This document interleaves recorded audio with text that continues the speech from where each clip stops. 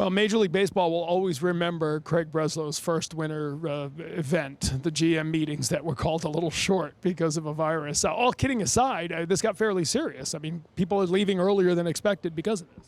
Yeah, and you kind of hate to see these kinds of things, not just the disruption to the events here, but anytime you're talking about people's health, you just hope for speedy recoveries and mild symptoms, and we can all move on from this. Did it disrupt any of the work? Were you able to get in what you needed to get in these meetings? Yeah, I think we were largely able to get in what we needed, but not without some concern and shuffling and flexibility.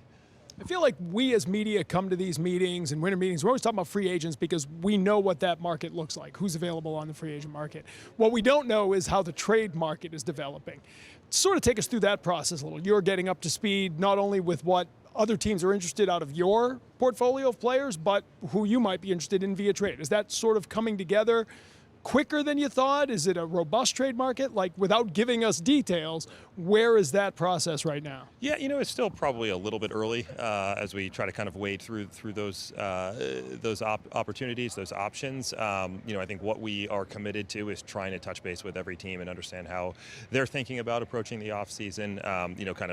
I think if you're doing this right, and the players that you're asking for are inherently talented players who help major league teams win games, and so teams are often reluctant to part with them, and there's a lot of ongoing conversations, and I think the thing that you need to do is just make sure that you're staying in touch.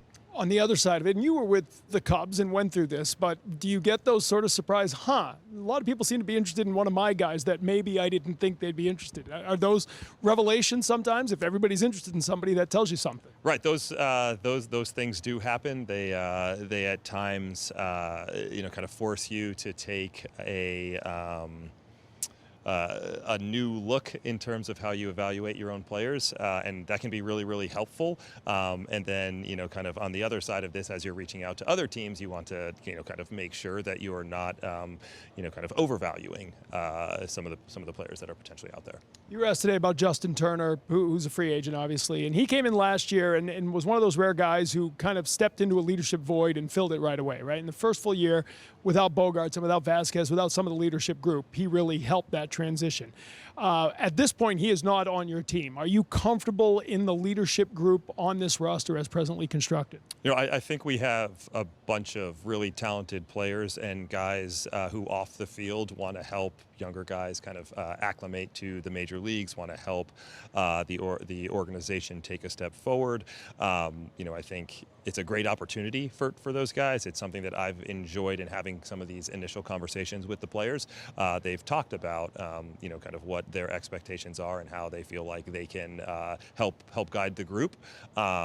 Which is not to say that we wouldn't think about a leadership presence externally, but do feel really good about the group that we have. He's also a guy who played some DH, obviously, and you've been asked a lot about this over the last few days, just the need for a DH versus the need for that position to be available for guys to sort of cycle through. Philosophically, where do you stand on that? Yeah, I think philosophically, positional versatility is really, really helpful. Anytime that you're kind of anchoring the DH spot to one player, it means that in order to get other bats in the lineup, they have to go play a position. And I think giving Alex as much flexibility as we possibly can is the best outcome for us. So, I think as we start to target, a right-handed bat, we'll prioritize one who can also play a position or a few positions in the field. But if one generational player who maybe was a year away from pitching was available, I told you I'd ask you about him every single time we talk. Every day, and I told you I'd give you the same answer. So I expect nothing more. When you talked about Alex Cora and that sort of relationship building now, and opening day's a long ways away, but front offices are much more involved in sort of game management, certainly preparation up to the first pitch of a game. Have you guys started talking about that relationship and how that will flow next year?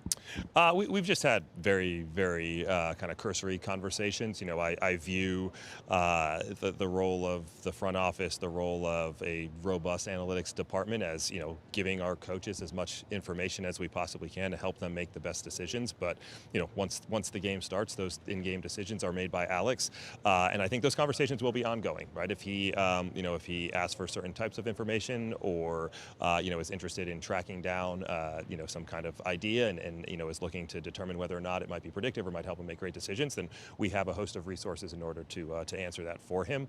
But I also, I think of Alex as a thought partner and someone who we can bounce ideas around, and we can, talk about the game at some point if it warrants. But I think a lot of that is going to come with time. That relationship will take a step forward in spring training when we're spending a lot of time together and there are games to be played. I think he'll kind of learn how I approach things. I'll learn how he does. And right now what we're establishing is just, very, very clear communication. I'll ask you finally, less than a month away to the winter meetings, and so often the groundwork done here comes to fruition there. It's not a lot of time, is it? No. And fortunately there are a lot of great people in this organization who are working tirelessly to ensure that we are as prepared as we possibly can be to make really good decisions. Stay healthy. Thank you, you too.